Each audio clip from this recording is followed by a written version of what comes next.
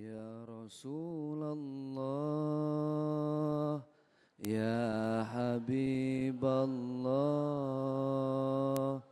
Ya Rasulullah, Ya Habiballah, Muhammad ibni Abdillah, Muhammad ibni Abdillah, Muhammad ibni Abdillah, Muhammad ibni Abdillah, Ya Rasulullah, Ya Habiballah, Ya Rasulullah, Ya Habiballah, Muhammad ibni Abdillah, Muhammad ibni Abdillah, Muhammad ibni Abdillah, Muhammad ibni Abdillah, Ya Rasulullah, Ya Habiballah. Angkat suaranya Bu. Ya Rasulullah, Ya Habiballah, Muhammad ibni Abdillah, Muhammad ibni Abdillah, Muhammad ibni Abdillah, Muhammad ibni Abdillah, Ya Rasulullah, Ya Habiballah, Ya Rasulullah, Ya Habiballah, Muhammad ibni Abdillah, Muhammad ibni Abdillah, Muhammad ibni Abdillah, Muhammad ibni Abdillah. Bismillahirrahmanirrahim. Assalamualaikum warahmatullahi wabarakatuh. Alhamdulillah wassalatu wassalam ala nabiyyina wa rasulina wa imamina wa hujjatina wa maulana Muhammad Rasulillah wa ala alihi wa ashabihi wa man tabi'a hudahu wa wala haula wala quwata illa billah. Puja dan puji syukur senantiasa kita haturkan kehadirat Allah Subhanahu wa taala. Salawat dan salam yang paling indah, yang paling sempurna untuk junjungan Nabi besar Muhammad sallallahu alaihi wasallam, untuk keluarga beliau, para sahabat beliau dan seluruh pengikut beliau yang setia sampai akhir masa. Saudara-saudara, hadirin dan hadirat dan seluruh pemirsa, mudah-mudahan senantiasa berlimpah keberkahan dari Allah Subhanahu wa taala. Ustadz Zaki mudah-mudahan selalu sehat walafiat. Dari Pondok Bambu ke surga jauh apa dekat? Dari Pondok Bambu ke surga jauh apa dekat? Dari Pondok Bambu ke neraka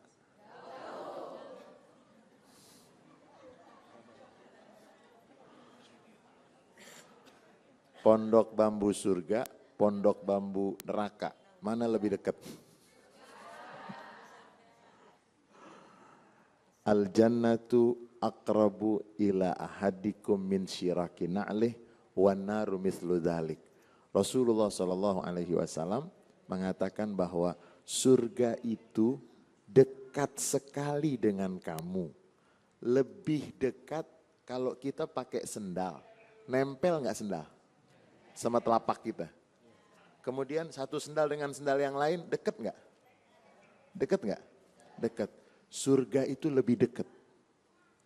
Dan yang paling membuat sangat dekat surga itu kepada kita kedua orang tua. Sampai dikatakan oleh sebagian ulama yang memiliki kedua orang tua berarti dia memiliki dua pintu surga. Siapa yang menyiumi, memeluki, memperhatikan kedua orang tuanya berarti dia memeluki, menciumi dan menjaga, memperhatikan surganya. Bismillahirrahmanirrahim. Assalamualaikum warahmatullahi wabarakatuh. Alhamdu wa syukru lillah. Assalatu wassalamu ala rasulillah. La hawla wa la quwwata illa billah, amma ba'd. Pemirsa iNews yang dimuliakan oleh Allah subhanahu wa ta'ala, Habibana, guru kita semua yang sudah kita dengarkan tadi pencerahannya, Bapak Ibu yang mudah-mudahan Allah bahagiakan kita semua dunia akhirat. Salah satu syarat supaya kita bahagia di dunia, bahkan bahagianya nyampe juga ke akhirat, adalah dengan senantiasa memuliakan orang tua. Bapak, Ibu, beliau adalah sosok yang sangat berjasa untuk setiap kita. Kira-kira kalau di dunia ini nggak ada bapak kita, kita bisa ada apa kagak, Bu? Enggak. Pun sebaliknya, kalau di dunia ini nggak ada emak kita, bisa apa kagak? Pan hasil kerjasama yang baik, akhirnya kita diberikan hidup oleh Allah Subhanahu wa Ta'ala di muka bumi ini. Dan ternyata selain menurut guru kita tadi adalah surga, bahkan lebih dekat dari kaki yang nempel di sendal, guru ya. Kunci berkah itu adanya pada orang tua. Pak Ustadz, saya usaha bertahun-tahun nyungsep mulu. Bangun dikit nyungsep lagi, bangun dikit kepentok nyungsep lagi. Kenapa ya? Saya cuma bilang satu, mungkin kita pernah punya dosa sama orang tua, khususnya sama emak. Karena emak kalau udah ngucap subhanallah itu doa yang paling dahsyat. Semakin sering kita nyenengin emak, berarti bakal semakin sering didoain sama emak kita. Nanti kita bahas lebih lanjut di segmen yang berikutnya. Assalamualaikum warahmatullahi wabarakatuh. Alhamdulillahirabbil alamin wassalatu wassalam ala asrofil amya mursalin wa ala alihi washabihi azmain. Amal ba'du. Pemirsa yang dirahmati Allah Subhanahu wa taala, senang sekali pada kesempatan pagi hari ini saya Ferdian Aryadi dapat hadir kembali dalam program Cahaya Hati Indonesia bersama iNews TV dan disiarkan secara langsung dari Masjid Jami Al-Hidayah, Pondok Bambu Duren Sawit, Jakarta Timur. Dan alhamdulillahirabbil alamin, segala puji dan syukur kehadirat Allah Subhanahu wa taala yang telah memberikan nikmatnya. Pagi hari ini kita dapat berkumpul di sini bersama-sama, tepatnya di tempat majelis ilmu yang sangat berbahagia ini. Dan saya juga ingin mengucapkan terima kasih sebanyak-banyaknya untuk guru-guru kita yang telah hadir pada kesempatan pagi hari ini. Yang pertama yang akan memberikan tausiahnya yaitu Habib Ali Bahar dan juga Ustadz Zaki Mirza. Saya ucapkan terima kasih telah hadir pada kesempatan pagi hari ini. Dan juga saya ingin mengingatkan untuk pemirsa yang ada di rumah, apabila ingin memberikan pertanyaan kepada kita, bisa kirimkan melalui media sosial kita, melalui mention Twitter kita di @chi_inews dan juga Instagram kami di @cahayahati_inews. Dan untuk yang beruntung pada kesempatan kali ini pertanyaannya akan langsung dijawab oleh guru-guru kita yang hadir pada kesempatan pagi hari ini. Pemirsa yang dirahmati Allah Subhanahu wa taala, tidak ada satu orang anak yang sukses tanpa berkat atau dukungan support dari kedua orang tua. Kita sebagai anak kita harus berbakti kepada kedua orang tua kita. Jangan sampai kita mensakiti perasaan kedua orang tua kita. Nauzubillah min zalik.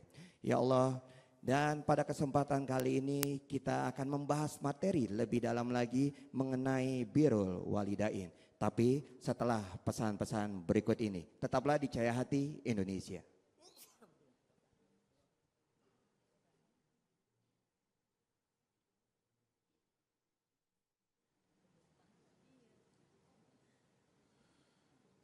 Ibu dan Bapak hadirin, hadirat dan pemirsa Cahaya Hati, ada 3 perkara yang disepakati.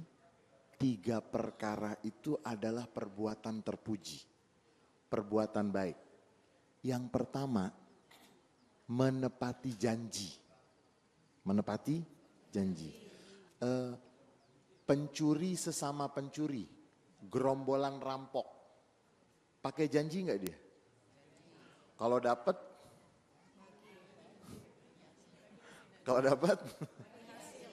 bagi hasil. Berapa bagi hasilnya?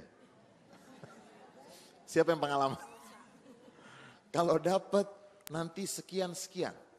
Si gerombolan perampok itu menepati janji nggak? Mereka berusaha untuk menepati janji. Jadi menepati janji itu perbuatan terpuji. Kemudian yang kedua, menyampaikan amanat. Mau agamanya apapun, keyakinannya apapun, menepati janji, kemudian menyampaikan amanat. Itu adalah perbuatan terpuji. Yang ketiga, berbakti kepada kedua orang tua. Mau agamanya apapun, punya keyakinan, nggak punya keyakinan, punya agama, nggak punya agama, berbakti kepada kedua orang tua adalah perbuatan terpuji. Di dalam Al-Quran ada surat yang paling panjang, surat apa? Surat apa yang paling panjang? Surat apa sih Ati Baqarah? Sapi? Di dalam beberapa riwayat dikatakan sapi tersebut, kan bangsa Bani Israel diperintahkan oleh Allah untuk menyembelih karena terjadi pembunuhan. Jadi ada orang kaya sekali dari bangsa Bani Israel. Kemudian tidak punya ahli waris kecuali 1 orang, calon ahli warisnya. Ahli warisnya nunggu lama bener nggak? Lama bener nggak mati-mati? Lama bener nggak meninggal-meninggal? Dibunuh. Agar cepat dapat. Ada yang begitu. Calon ahli waris nggak sabar akhirnya dibunuh. Begitu dibunuh, ditaruh jenazahnya itu di depan rumah seorang yang terpandang. Terjadi fitnah. Begitu terjadi fitnah, bangsa Bani Israel minta kepada Nabi Musa, wahai Nabi Musa, keadaan kita ini sudah kacau, terjadi fitnah karena peristiwa ini. Mintakan kepada Allah untuk menunjukkan kepada kami siapa pembunuhnya. Karena terjadi fitnah, kami nggak tahu siapa yang membunuhnya. Kemudian Nabi Musa minta kepada Allah. Lalu Allah perintahkan untuk menyembelih. Begitu diperintahkan untuk menyembelih sapi, mereka bilang apa? Mereka tanya, sapinya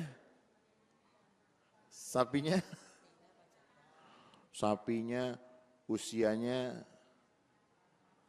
muda atau kemudian warna sapinya pernah dipakai untuk membajak.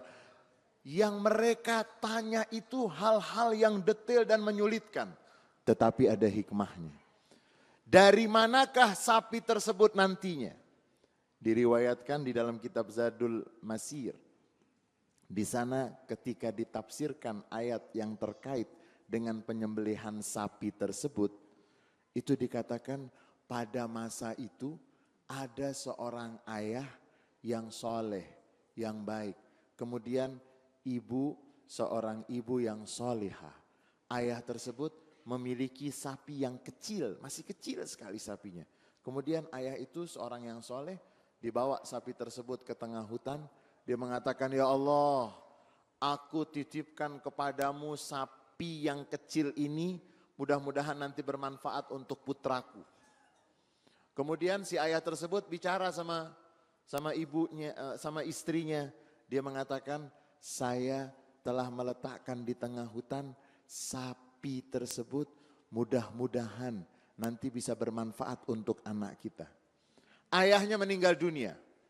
Kemudian anaknya tumbuh besar, anaknya sangat soleh, anaknya sangat baik. Ayahnya sudah tidak ada, anak tersebut yang selalu memperhatikan ibunya, yang merawat ibunya. Sampai ibunya mengatakan, nak, kamu sekarang sudah mulai beranjak dewasa. Kamu harus memiliki sumber penghasilan. Karena dia bekerja tapi sangat sederhana sekali penghasilannya. Dan akhirnya ibunya memberitahu, kamu sekarang sudah membutuhkan untuk kamu bisa berumah tangga, kamu pergi ke hutan. Pergi ke hutan, panggil nama Allah. Wahai Tuhan yang diperkenalkan oleh Ibrahim, oleh Ismail, oleh Ishak, oleh Yakub, sebut nama Allah. Dengan kamu menyandarkan, dengan kamu memanggil nama Allah, dan kamu katakan, ya Allah, keluarkan sapi yang dititipkan oleh ayahku. Memanggil nama Allah, tapi ini gak boleh kita praktekin. Gak boleh kita. Ini hanya kisah yang jika kisah ini benar ataupun kisah ini tidak sahih misalnya, tetapi ada pelajaran di situ. Begitu memanggil nama Allah, keluarlah sapi yang warnanya memikat, yang sangat bagus sekali, kemudian dibawa pulang ke rumahnya. Kemudian dia karena seorang yang sangat berbakti kepada ibunya, dia mengatakan, ibu, ini sapinya. Kemudian ibunya mengatakan apa? Kamu jual di pasar dengan harga 3 dinar. Jual di pasar, bandrolkan dengan harga berapa? 3 dinar. Jangan kasih harga selain 3 dinar kecuali setelah kamu bermusyawarah dengan ibu. Jual. Dibawa ke pasar. Begitu dibawa ke pasar, Allah kirimkan malaikat yang berbentuk manusia menjadi seorang yang akan belanja. Nawar. Ini sapinya bagus sekali, berapa harganya? Ibu saya bilang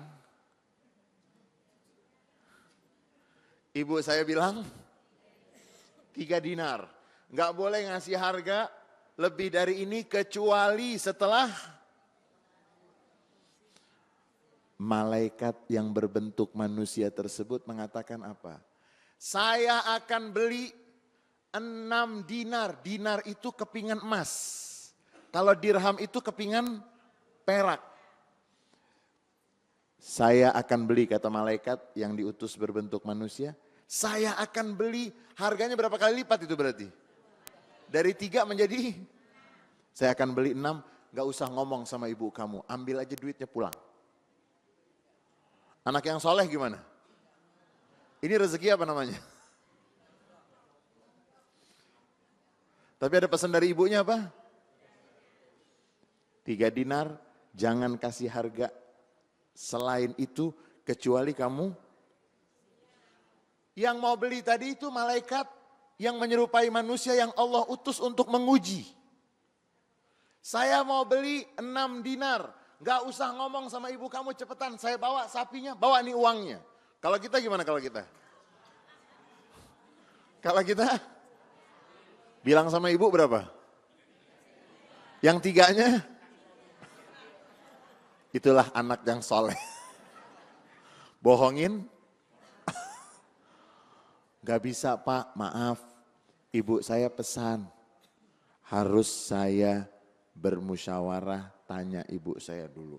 Kelamaan, ini duitnya pegang. Kalau kita gimana? Sudah gak usah pakai bolak-balik lagi. Cepat nih pegang uangnya, saya akan bawa barangnya. Maaf, saya harus pulang dulu. Saya tanya ibu saya. Pulang. Bu, ada yang nawar. Jadi 6. Baik, kamu terima. Enggak boleh berubah lagi harganya. Kalau berubah harga harus hanya. Orang yang tadi sudah jalan. Datang orang, balik lagi ke sana ternyata orangnya sudah enggak ada. Nungguin, berarti hilang berapa tadi itu? Kalau kita nyesal enggak? Mestinya tadi, entar dulu ada keridoan orang tua yang mendatangkan keberkahan. Keridoan yang mendatangkan keberkahan. Duduk lagi, kalau kita mungkin berpikir, kenapa tadi gak diterima? Kalau tadi diterima kan lumayan. Datang orang yang kedua, malaikat lagi yang bentuknya manusia. Nanya ini harganya berapa? Awalnya 3. Dijelaskan, awalnya 3 dinar, ada yang menawar. Begitu ada yang menawar, saya harus pamit sama ibu saya dulu. Jadi 6 dinar. Oh ya sudah, saya akan beli 12 dinar. Kalau kita gimana? Ini yang dikatakan keridoan orang tua membawa keberkahan. Karena berbakti kepada kedua orang tuanya, mengharapkan keridoan orang tuanya, dagangannya itu harganya naik terus apa turun terus? Jadi kalau orang yang berbakti dan mendapatkan keridoan orang tua, barang yang mau dijual itu harganya malah bukan ditawar turun, ditawar. Kan yang banyak ditawar, yang banyak ditawar. Ini datang bilang, kamu gak usah ngomong sama ibu kamu. Nih ambil 12 dinar, saya mau bawa. Aduh maaf, saya harus pamit dulu ke ibu saya. Udah gak usah pamit. Bawa duitnya, kasih ibu kamu 6. Yang 6 lagi, buat siapa? Rezeki anak. Akhirnya gak bisa, maaf, saya harus pamit sama ibu saya. Pamit ke ibunya. Begitu pamit ke ibunya, ibunya mengatakan, nak, kamu balik lagi ke sana, itu malaikat yang ingin menguji. Kamu tanya sama malaikat, saya terima uangnya atau saya diam dulu, nanti ada harga yang lebih bagus. Ini keberkahan, keridoan kedua orang tua. Akhirnya balik, masih ditunggu sama si malaikat tersebut. Dan akhirnya dia bertanya, kamu malaikat ya? Iya, saya ingin menguji bagaimana ketulusan kamu di dalam berbakti kepada ibumu. Lalu dia mengatakan, sekarang saya disuruh tanya sama ibu saya jual sama kamu atau enggak usah? Bayangin, kalau kita kan udah deh sini, enggak sabaran. Malaikat itu mengatakan apa? Jangan kamu jual. Nanti akan ada yang membeli bukan hanya 6 dinar. Bukan hanya 12 dinar. Nanti harganya dihitung berdasarkan bulunya ada berapa. Rezeki anak. Bukan 3 dinar. Bukan 6 dinar. Bukan 12 dinar. Tapi bukan lagi dihitung berat badannya, bukan. Oh ini sapi beratnya, berapa sapi biasanya? Misalnya berapa? 300 misalnya. Atau sekian ratus. Yang dihitungkan beratnya. Ini tidak, akan dihitung bulunya. Setiap satu bulu itu nanti akan dihargai 1 dinar. Rezeki. Nah subhanallah, dan malaikat itu mengatakan nanti umatnya Nabi Musa akan terjadi pembunuhan, ada yang membunuh. Kemudian mereka harus mencari sapi. Dan sapi itu inilah yang akan mereka cari. Dan benar bangsa Bani Israel ketika mencari sapi, karena mereka bikin syarat yang sulit sendiri. Mereka bertanya sapinya warna apa, mereka bertanya sapinya pernah dipakai untuk membajak sawah atau tidak. Dan benar akhirnya bangsa Bani Israel harus mencari sapi yang ternyata sapi itu milik siapa? Keridhaan orang tua akan mendatangkan keberkahan. Keridhaan orang tua akan membawa kebahagiaan dari dunia sampai akhirat. Sehingga dalam beberapa riwayat dikatakan ada balasan yang banyak, balasan itu ditunda sampai di akhirat. Balasan, sanksi itu paling banyak ditunda. Seorang melakukan maksiat tidak langsung diazab di dunia.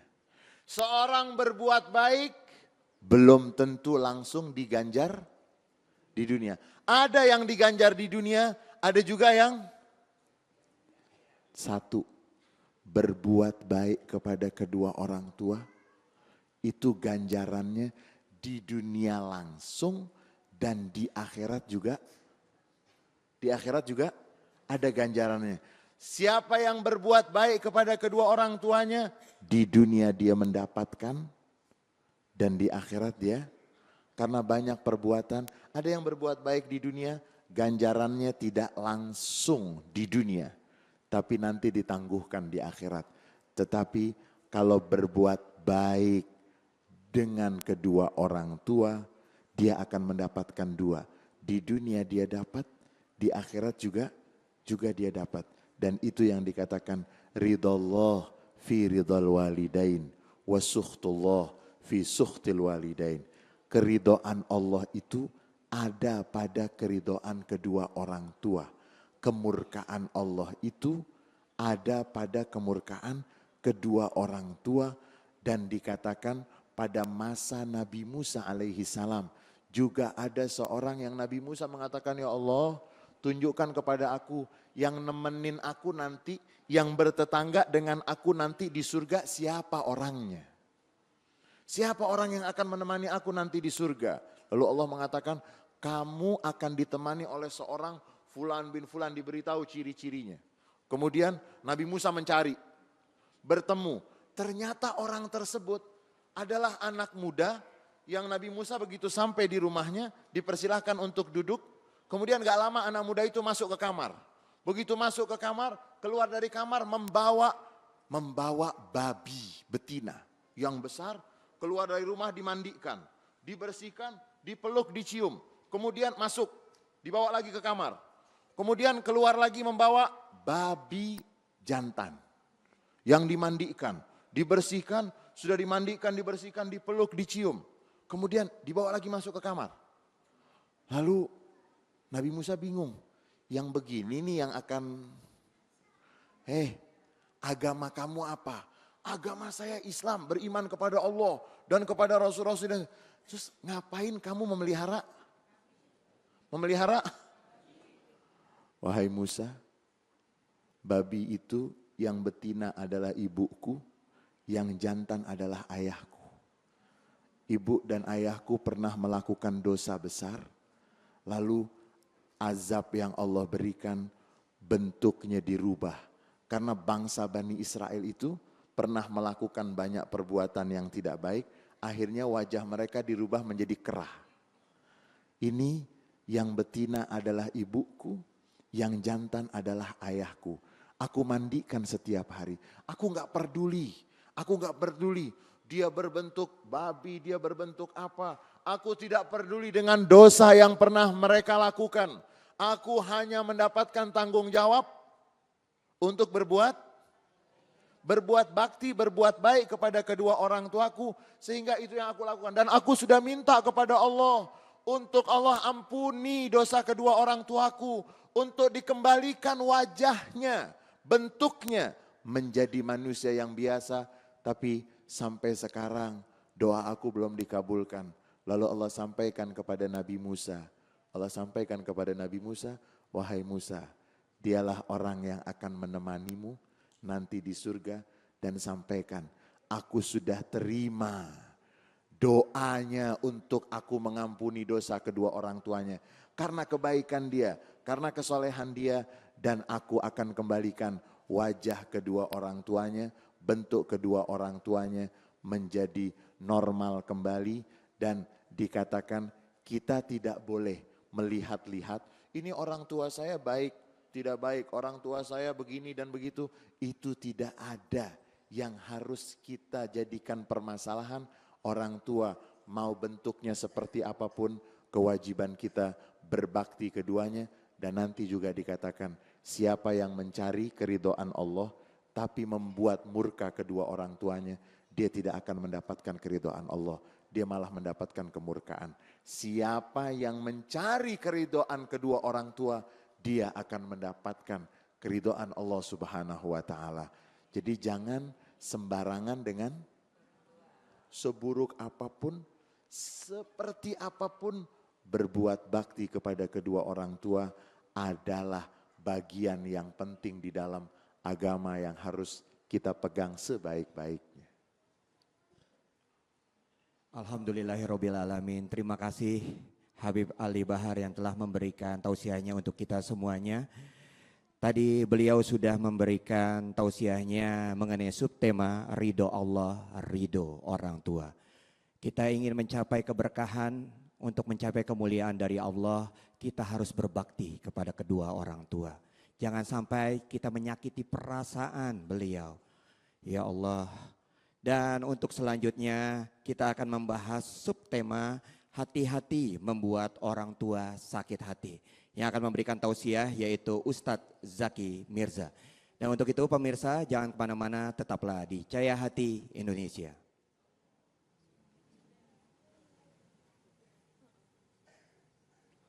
Pemirsa iNews yang dimuliakan oleh Allah Subhanahu wa taala, Bapak Ibu yang berbahagia. Baginda Rasulullah sallallahu alaihi wasallam beliau bersabda, "Al jannatu tahta aqdamil ummahat." Surga itu adanya di bawah telapak kaki siapa? Ibu. Kenapa kok sebegitunya Rasulullah, bahkan sebegitunya Islam memuliakan seorang ibu? Karena ternyata tidak akan pernah ada kita di muka bumi ini tanpa jasa seorang ibu. Karena rahimnya, di dalam perutnya, itulah alam kedua yang kita pernah singgah di dalamnya. Kan awalnya manusia hidupnya di alam ruh, terus ditransfer sama Allah ke alam yang kedua, alam rahim ibu. Melalui proses persalinan, ada yang normal, ada yang sesar, ada yang di bluetooth, ada juga Bu. Bagaimana bentuknya itu di bluetooth ya? Lahirlah kita ke alam yang ketiga yaitu alam dunia. Dari dunia melalui proses sakaratul maut yang setiap kita pasti akan menghadapinya, kita masuk ke alam yang berikutnya yaitu alam barzah, alam pemisah. Ketika setiap kita mau tidak mau, suka tidak suka, dipisahkan dari dunia ini, dari siapapun dan apapun yang sepanjang hidup kita senangi, kita cintai. Ketika masuk ke alam barzah itu kan ada dua pintu, pintu husnul khotimah dan pintu su'ul khotimah. Dari alam barzah masih ada dua alam lagi, panjang perjalanan kita Pak. Ada yang namanya alam mahsyar, yang setiap amal perbuatan pasti diganjarkan oleh Allah Subhanahu wa taala.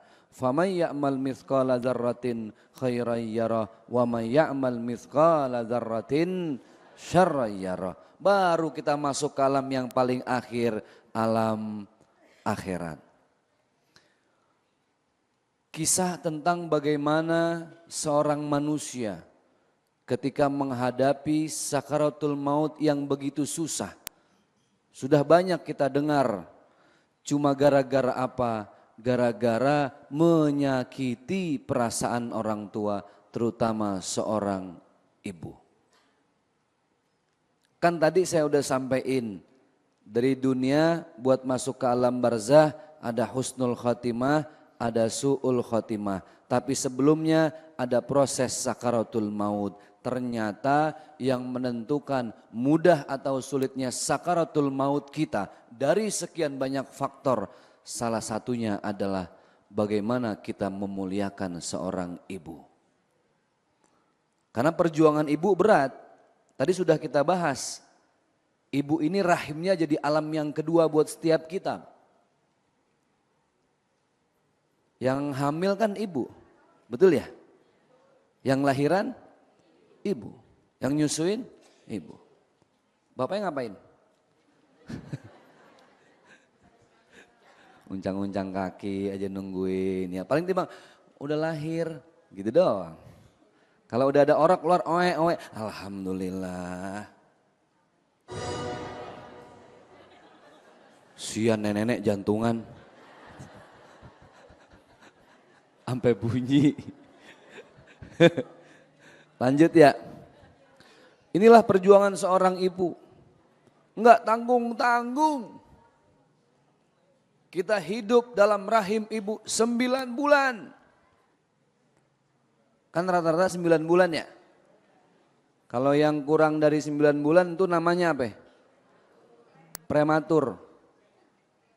Di kampung sini saya dengar ada yang 2 tahun. Pas lahir udah jembrosan gitu. Tapi Imam Syafi'i itu dalam sejarahnya beliau dikandung selama 2 tahun. Inilah perjuangan seorang ibu, berat Pak. 9 bulan. Tuh janin ngikut kemana-mana.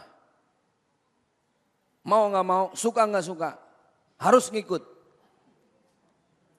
Coba bisa dibongkar pasang kan enak ya. Mau ke pasar titip sama tetangga, nyampe rumah pasang lagi. Tapi sayangnya emang gak bisa begitu 9 bulan, subhanallah. Berat gak bu orang hamil bu? Enggak. Ini romannya mah sering nih, anaknya 13 ini. Bagaimana kurang berat ya Allah, 9 bulan kita dibawa kemana-mana berkat seorang ibu. Dia rawat, dia semai nilai-nilai kebaikan. Itu anak sampai lahir, orang kalau lahiran prosesnya antara hidup dan mati. Kalau enggak hidup dia mati, kalau mati dia enggak hidup. Kan begitu ya. Berat ya Allah, tuh anak keluar. Dari mulai di kandungan saja jasa ibu begitu berat.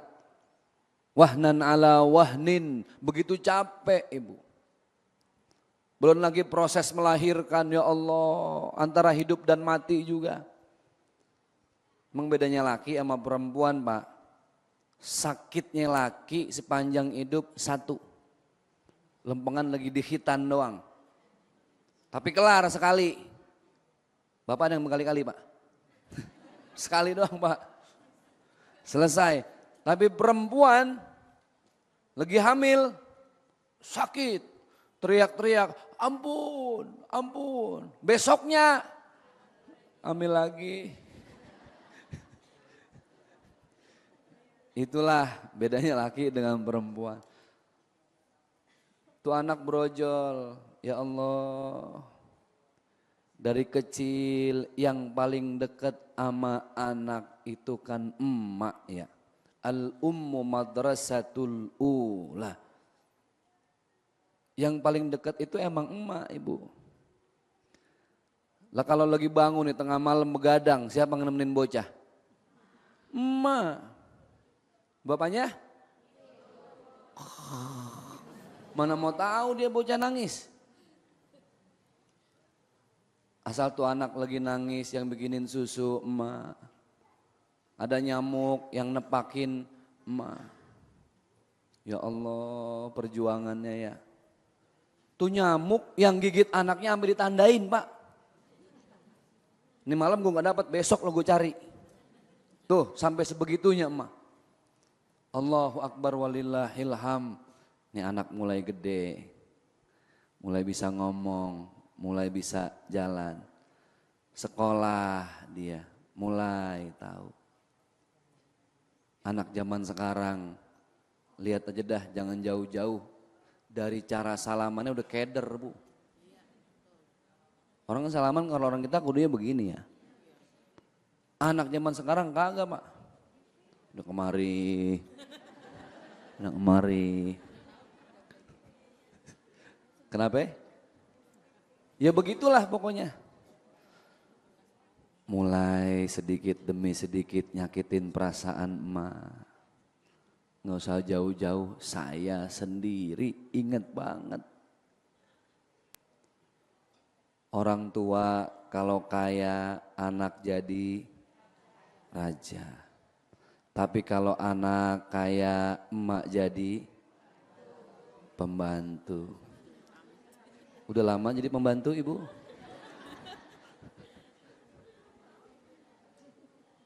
Di WA sering kita lihat ya. Berapa banyak orang tua yang pada akhirnya balik lagi jadi bayi. Ngencing sendiri, buang air, segala ngompol. Makan, disuapin, udah gak bisa ngapa-ngapain. Anak gak mau ribet. Ujung-ujungnya taruh di mana? Panti jompo. Tuh emak dibohongin, mak jalan-jalan yuk ke Pila. Udah siap-siap nenteng koper satu koper ngikut, tuh emak namanya polos. Diturunin di panti jompo, mak ini udah nyampe si emak nanya, ini Pila? Iya alhamdulillah. Masuk sampai dalam, tuh emak keder, nih Pila ngapain aki-aki semua dalamnya. Taruh di panti jompo kenapa? Enggak mau ngurus orang tua. Padahal kalau orang tua kita jahat, mungkin kecil nggak usah ribet-ribet, taruh aja di panti asuhan. Tapi dengan kasih sayangnya, dengan cintanya, dengan penuh kesabarannya. Kan anak modelnya macam-macam ibu ya. Ada anak yang bader tapi masih bisa dibilangin. Makan es, baru dipelototin, udah nunduk diem. Ada yang udah dipelototin malah disengajain. Ada yang kudu dijewer, ada yang harus digentak dulu. Macem-macem karakter anak. Tapi orang tua karakternya satu, sabar. Subhanallah, sekolah diurus, kuliah diurus. Nggak nanggung-nanggung tuh kuliah S1, S2, S3, S apa lagi? Es lilin. Selesai ya Allah, ibunya makin tua, makin renta, udah gak bisa ngapa-ngapain. Anak sama mantunya sama cucunya makan enak di restoran, maknya makan dikasih piring kaleng. Na'udzubillahi min dzalik. Malu kalau ada tamu diumpetin di dalam. Bapak Ibu yang berbahagia, pemirsa iNews yang dimuliakan oleh Allah Subhanahu wa taala. Maka tadi saya bilang ini proses di dunia. Berapa banyak kita nyakitin perasaan orang tua. Di awal tadi saya nyampein. Rasa-rasanya kalau kita usaha bangkrut mulu, urusan nggak pernah kelar mulu, bahkan amsyong mulu tuh urusan. Menjoprak, jatuh, usaha, bangun lagi, jatuh lagi, ngapa ya? Padahal saya sedekah rajin, nyumbang masjid, santunan anak yatim, apa coba yang kurang? Satu, mungkin lupa merhatiin orang tua. Makanya tadi saya bilang berapa banyak kisah yang cukup menyedihkan. Orang yang hidupnya sukses, bergelimang harta, mewah, jabatan tinggi, ujung-ujungnya matinya susah. Bahkan sudah terjadi di zaman baginda Rasulullah Sallallahu Alaihi Wasallam yang kita kenal dengan nama Alqamah. Pernah dengar namanya ibu? Jangan sampai mentang-mentang ini nama cakep, ibu punya anak dinamain Alqamah. Lu matinya susah ntar. Kenapa Alqamah susah mati? Cuma gara-gara satu. Yang dilarang sama Allah Subhanahu wa taala, fala taqul lahuma uffin, jangan ngomong sama orang tua. Lah bocah sekarang boro-boro Bu, bukan cuma lagi. Asal disuruh, mama please deh. Secara kan gue kids zaman now. Keplak aja Bu yang begini Bu. Itu udah nyakitin orang tua, dia lupa. Makanya Alqamah susah mati. Enggak usah jauh-jauh di zaman baginda Rasulullah. Di Indonesia, di Sumatera Barat, ada seorang anak yang ujung-ujungnya jadi batu. Sejarah mencatat begitu. Siapa? Malin Kundang. Bocah taunya maling kundang. Ternyata namanya adalah Malin Kundang. Gara-gara durhaka sama orang tua. Lah sekarang begini, perempuan belum nikah, sorganya ada di ibu. Betul nggak? Tapi kalau sudah ijab qabul, kata suaminya, qabil tu nikahaha wa tazwijaha bimahrin mazkurin dan sorganya itu perempuan pindah kemana? Ke suami. Ternyata sorganya perempuan bisa pindah ke seorang laki-laki. Tapi beda seorang laki-laki. Betul nggak? Sampai kapanpun, dimanapun, sorganya seorang laki-laki itu pada siapa? Pada ibunya. Makanya banyak orang bilang kalau mau disayangin sama suami, sayangin emaknya suami. Betul nggak Ibu? Ini Islam, ajarannya bagus. Kenapa? Karena laki-laki itu tetap tanggung jawab sampai kapanpun dia seorang imam. Tapi perempuan biar kata kuliahnya tinggi, biar kata duitnya banyak sekalipun, hartanya, bandanya berlimpah, tetap aja dia seorang makmum. Jadi secara status mah sama. Ketika seorang anak harus memuliakan ibu, maka seorang istri pun harus memuliakan suami. Kembali kita ke masalah anak yang menyakiti hati ibu. Ibu mah ya Allah, ya, dia nggak pernah minta, betul nggak? Anaknya kerja. Tuh anak dapat gaji bulanan, minta sama ibunya. Minta. Minta enggak Ibu? Wajah-wajah ini wajah minta. Enggak pernah minta biasanya seorang ibu, kalau dikasih ya alhamdulillah, kalau enggak kebangetan.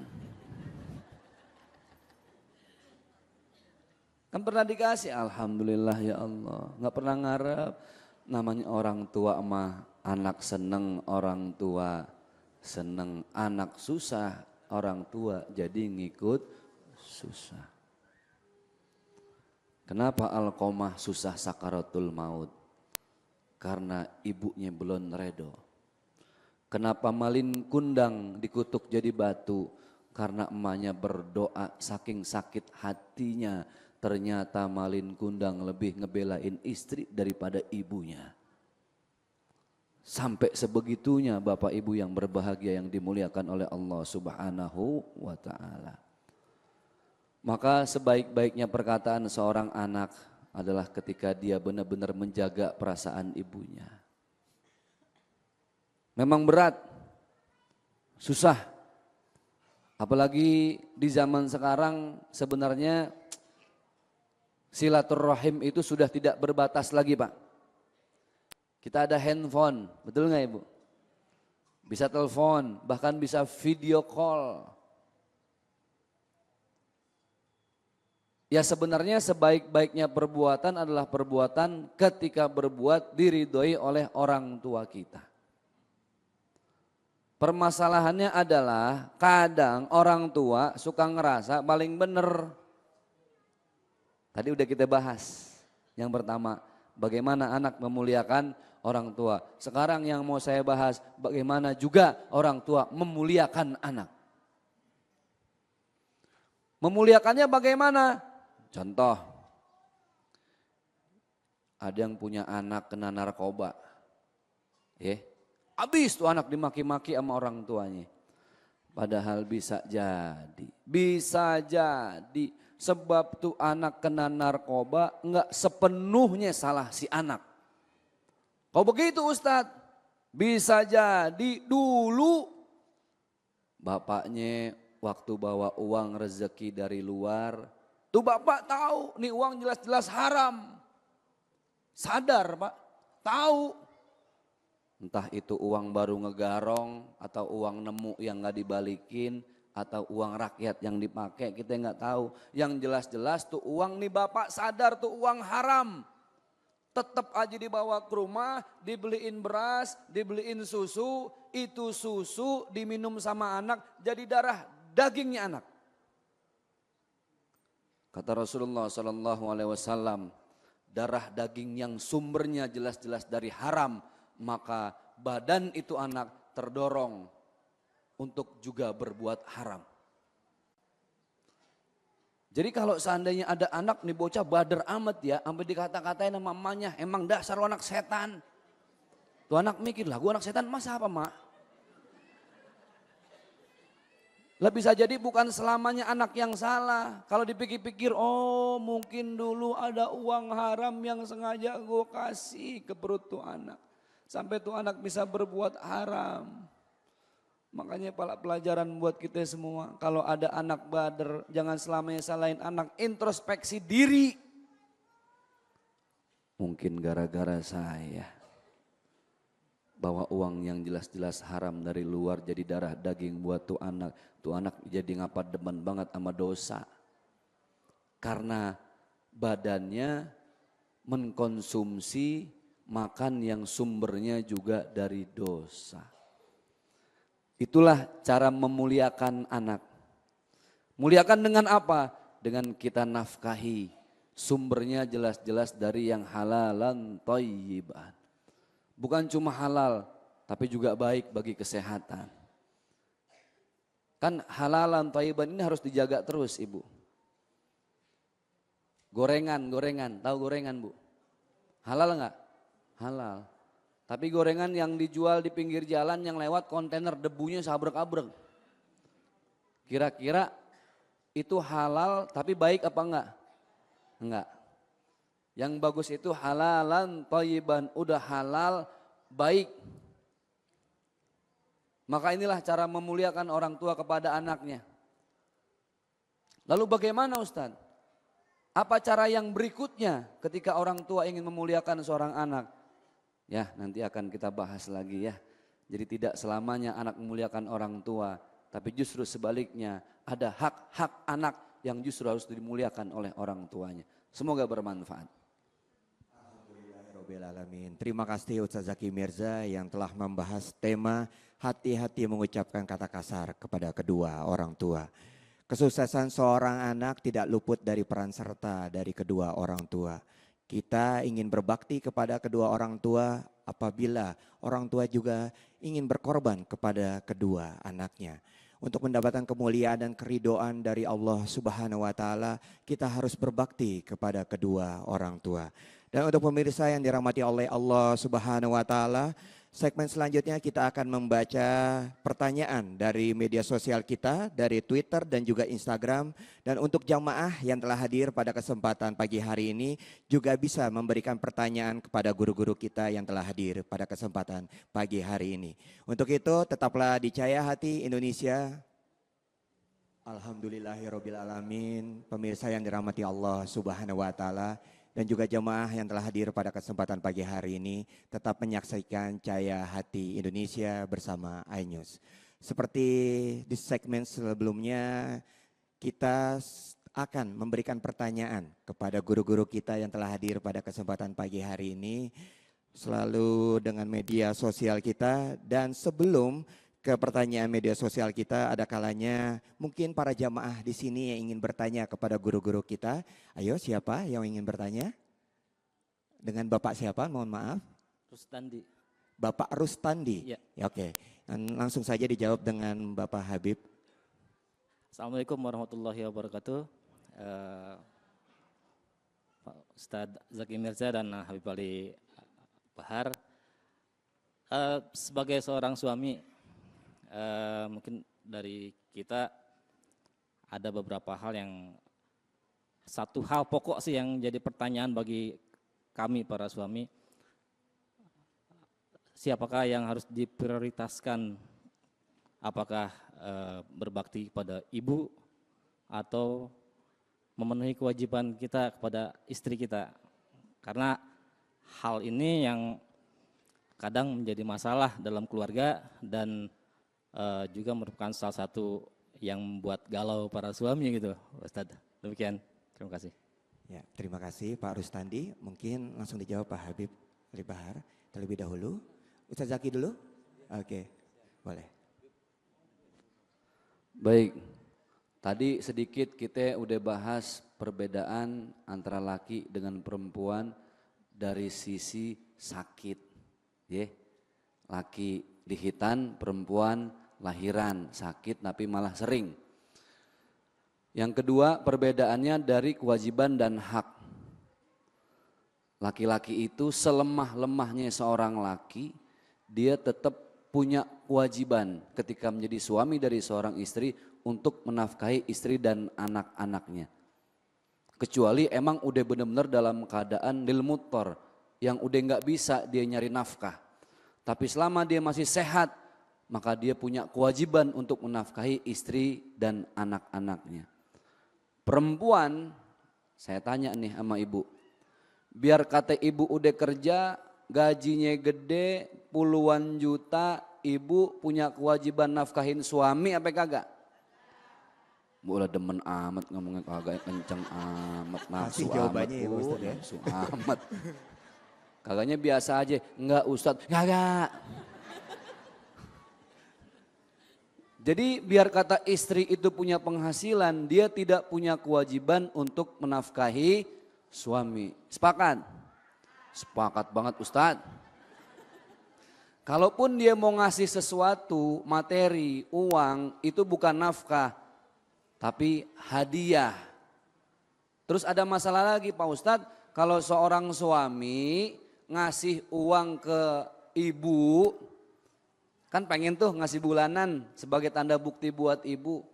Kira-kira suami wajib ngomong apa kagak Pak sama bini?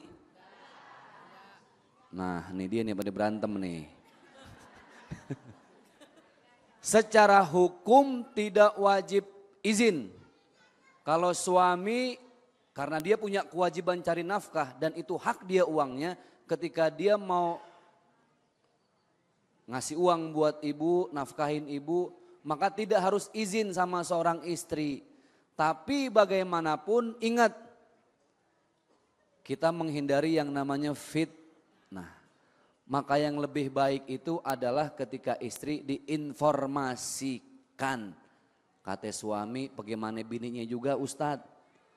Kadang saya mau ngasih 100.000, disortir sama dia. Kan ada yang begitu. Yang baik harusnya kalau istri udah punya penghasilan, pas suami mau ngasih sesuatu buat ibunya, bininya ngurangin apa nambahin? Nambahin. Nah ibu sering nambahin apa ngurangin buat mertua? Nah lo nih wajah-wajah ngurangin semua yang begini nih. Ya intinya tadi Pak, subhanallah, kalau kewajiban sama orang tua itu harus. Tapi tadi yang sering bikin jadi berantem adalah tidak adanya keterbukaan. Kan ibu-ibu begitu, pahamat sama isi dompet. Ini kan kalau lihat di sini nih wajah-wajah, ini wajah rajin nyari uang nih, ibu-ibu nih. Tuh laki naruh uang di mana dicari sama dia. Iya. Jadi ada keterbukaan ya. Iya, keterbukaan Pak. Benar keterbukaan. Sekali. Sudah? Cukup? Ada lagi dikit lagi Ada Pak. lagi, boleh. Makanya ini paling paham, dia tahu ini di dompet sekian. Kemarin 100.000, ini ngapain tinggal gocap, jangan-jangan nih. Ini ngasih janda sebelah nih kayaknya nih. Nah kan gitu takutnya. Nah, makanya terbuka itu lebih baik ya untuk menghindari hal-hal yang tidak diinginkan. Ya, terima kasih. Alhamdulillah. Pak Rustandi gimana? Sudah cukup? Alhamdulillah, terima kasih. Alhamdulillah. Yang paling penting adalah keterbukaan ya kan, masalah keuangan, masalah lingkungan keluarga. Dan selanjutnya pertanyaannya dari media sosial kita yaitu di @trisetiawati83 yang akan menjawab Habib, yaitu Pak Ustadz, saya pernah mendengar kalau kita tidak boleh mengatakan kata atau kalimat bantahan kepada orang tua. Jika kata-kata tersebut pernah saya katakan, apa yang harus saya lakukan? Karena saya tidak mau menjadi anak yang durhaka. Nah, bisa langsung saja dijawab. Kalau ada sales yang nawarin barang sama kita nggak mau nerima, nolaknya gimana? Sono gitu. Nolaknya gimana? Sales, bukan ibu kita, bukan bapak kita. Nolaknya? Maaf ya, saya nggak ada waktu. Di dalam Al-Quran nanti ada yang disebut dengan qaulan sadida, qaulan ma'rufa, qaulan karima. Untuk orang tua kita harus menyampaikan kepadanya qaulan karima. Perkataan yang terhormat, yang mulia, yang menunjukkan kemuliaan kedudukan kedua orang tua.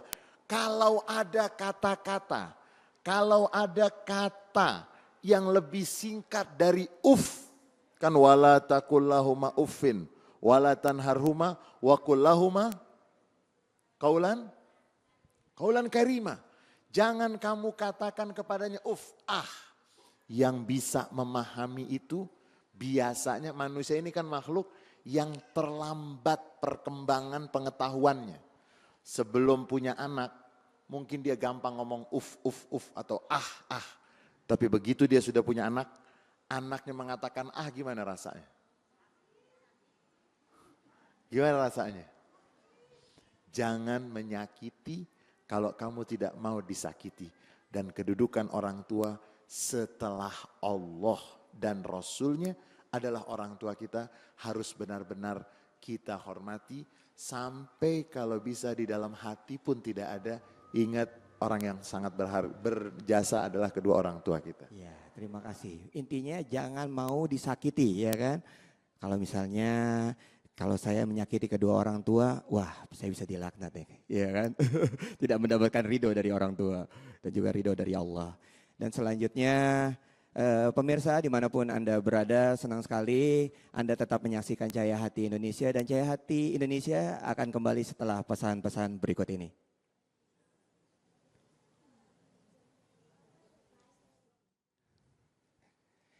Terima kasih pemirsa yang dirahmati oleh Allah Subhanahu wa taala, Anda tetap menyaksikan Cahaya Hati Indonesia. Dan tadi guru-guru kita sudah menjawab pertanyaan-pertanyaan dari media sosial kita dan juga para jamaah yang telah hadir pada kesempatan pagi hari ini. Dan sebelum di penghujung acara, ada kalanya kita mendengarkan kesimpulan dari tema kita kali ini, yaitu berbakti kepada kedua orang tua. Untuk itu Ustaz Zaki Mirza akan memberikan kesimpulan untuk kita semuanya. Dipersilahkan. Redonya Allah itu terletak pada redonya orang tua. Bahkan laknatnya Allah pun terletak pada laknatnya orang tua. Kalau orang tua udah benci, Allah juga akan benci sama kita. Jadi kuncinya cuma satu, kalau mau nyari redonya Allah, cari redonya orang tua. Ridallah fi ridal walidaini wa sukhtullah fi sukhtil walidain.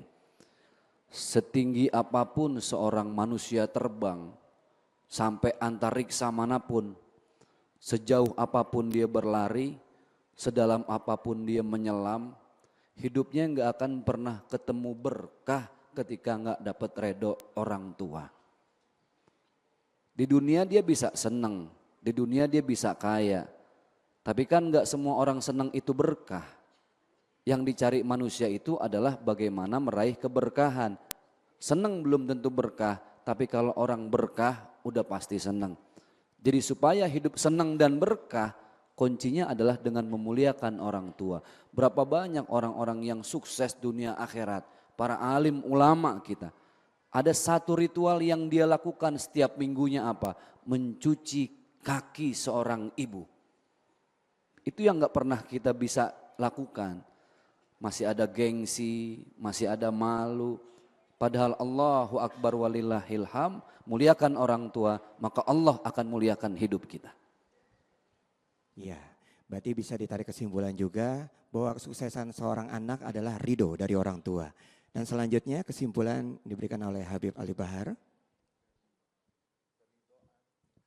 keridhaan Allah Subhanahu wa taala bukan jauh di atas bukit, bukan jauh di tanah suci, tapi keridhaan Allah itu ada di orang yang paling cinta kepada kita, yang paling sayang kepada kita, yang melahirkan kita, yang memiliki cita-cita kita menjadi anaknya. Mau mencari keridhaan Allah, tidak usah jauh-jauh ke bukit tertentu, ke tempat tertentu. Carilah, di situ ada orang tua kita, dia berbahagia, dia bergembira, kita akan mendapatkan keridhaan Allah Subhanahu wa taala, dan kita tidak usah terlalu bingung untuk mencari surga Allah Subhanahu wa taala. Selagi orang tua kita masih ada, itulah surga kita. Kita memperhatikannya, berarti kita telah memperhatikan surga yang sudah Allah siapkan untuk kita, dan kita minta kepada Allah, mudah-mudahan kita termasuk dari orang-orang yang benar-benar memanfaatkan kesempatan memiliki kedua orang tua untuk kita bisa berbakti kepadanya dengan sebaik-baiknya. Ya, alhamdulillah, terima kasih guru-guru kita yang telah memberikan kesimpulan untuk kita semuanya. Untuk mencapai ridho dari orang tua sangat dekat, yaitu tinggal kita berbakti kepada kedua orang tua kita. Dan terima kasih untuk para jemaah yang telah hadir pada kesempatan pagi hari ini, tepatnya di CHT Indonesia, dan juga pemirsa yang dirahmati oleh Allah Subhanahu wa taala yang telah menyaksikan dari segmen awal sampai segmen akhir. Dan saya mohon maaf apabila terselenggaranya acara ini ada kata-kata atau tutur kata kita yang salah yang bisa menguncang hati Anda, dan mohon dibukakan pintu maaf sebesar-besarnya. Akhir kata, saya Ferdian Aryadi. Dalam Cahaya Hati Indonesia juga ada doa yang akan dipimpin oleh Habib Ali Bahar yang akan memimpin doa. Tapi sebelumnya saya ingin mengingatkan untuk para pemirsa yang ada di rumah yang ingin mengirimkan pertanyaan, bisa kirimkan ke Twitter kita yaitu di @chi_inews dan Instagram kita di @cahayahati_inews. Untuk itu tempat dan waktunya dipersilakan membacakan doa. Bismillahirrahmanirrahim. Allahumma salli ala Sayyidina Muhammad wa ala ali Sayyidina Muhammad. Allahumma antar rahman, antar rahim. Ya Allah, Engkau Tuhan yang maha pengasih dan Engkau Tuhan yang maha penyayang. Kam min ni'matin tamunnuha alaina min duni ma sa'alnak. Betapa banyak kenikmatan yang Engkau karuniakan kepada kami, yang kami tidak dahului dengan permintaan. Semua Engkau berikan kepada kami, karena Engkau maha pengasih, maha penyayang, dan maha pemurah. Ya Allah, Engkau telah berjanji di dalam firman-Mu, Udu'uni astajib lakum. Mintalah kepadaku, pasti aku akan kabulkan. Ya Allah, kami menengadahkan kedua tangan kami, meminta, memohon, berdoa kepadamu. Dan Engkau telah berjanji, siapa yang meminta, memohon dan berdoa kepadamu, pasti Engkau akan kabulkan. Allahumma ij'al jam'ana hadza jam'an marhuma wa tafarruqana min ba'dihi tafarruqan ma'suma. Ya Allah, jadikanlah pertemuan kami pada kesempatan ini pertemuan yang bercucuran rahmat dan kasih sayang dari-Mu. Dan jadikanlah perpisahan kami dari tempat ini nanti perpisahan yang mendapatkan penjagaan dan perhatian khusus dari-Mu. Allahumma inna nas'aluka an taftah lana abwabal khair wa an tuwafiqana likulli khair wa an tu'amilana mu'amalatak li ahlil khair wa an tahfazana wa ahlina wa kullu man lahu ala qahbina min kulli fitnah wa musibah wa bala wa dair. Ya Allah, kami memohon kepadamu untuk Engkau bukakan kami, bukakan kedua orang tua kami, bukakan untuk anak-anak kami, bukakan untuk semua kami pintu-pintu kebaikan, pintu-pintu keberkahan, pintu-pintu kesuksesan, pintu-pintu kebahagiaan. Dan kami memohon kepadamu ya Allah, untuk Engkau berikan kepada kami kekuatan untuk melaksanakan kebaikan. Ya Allah, kami memohon kepadamu untuk Engkau jaga kami, jaga keluarga kami, jaga semua yang ada hubungannya dengan kami dari segala macam bentuk fitnah, musibah, dan mari bahaya. Rabbana ighfir lana wa liwalidina warhamhum kama rabbawna shighara. Wahai Tuhan kami, ampuni seluruh dosa-dosa kedua orang tua kami. Ampuni dosa-dosa kami, ampuni dosa kedua orang tua kami, sayangi kedua orang tua kami sebagaimana mereka menyayangi kami dikala kami masih kecil. Rabbana hablana min azwajina wa zurriyatina qurrata a'yun waj'alna lil muttaqina imama.